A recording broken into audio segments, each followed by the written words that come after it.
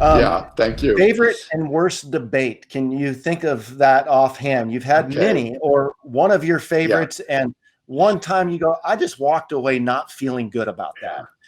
One of my favorite debates was at the Cambridge Debating Society at the University of Cambridge in England. This is the oldest debating society in the world.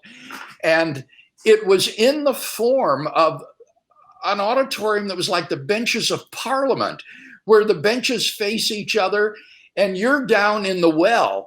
And as you speak, you walk back and forth in the well, addressing the people in the benches on both sides. And around the room, there was a gallery with people looking down and you could talk to them.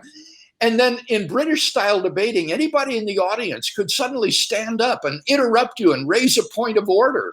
And you had to call upon him and answer it. The moderator for the debate, the head of the debating society, was dressed in Scottish regalia, a kilt and everything. And after the debate was over, the way the students voted were there were two doors, aye and nay, and you would exit through the door indicating your vote to who won the debate, and these would be tabulated.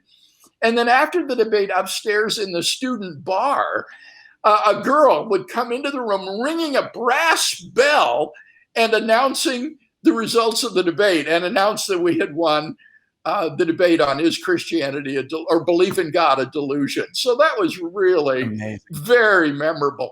Probably one of the worst was a debate I had at the University of Leeds in England with a philosopher who would not engage my arguments intellectually, but instead all he did was mock. And he had this sort of British dry wit, if you know what I mean, that could just mock and use satire and get the audience laughing and so forth. And I knew I couldn't match him in his British wit. So I didn't even try. I would just try to treat the arguments at face value, try to answer them, put forward my arguments, so that it was no contest in one sense intellectually, but he certainly won the audience through his wit and his satire, and that left a very bitter taste in my mouth. I hope you enjoyed that video of Dr. Craig. If you'd like to watch their entire conversation, please click here.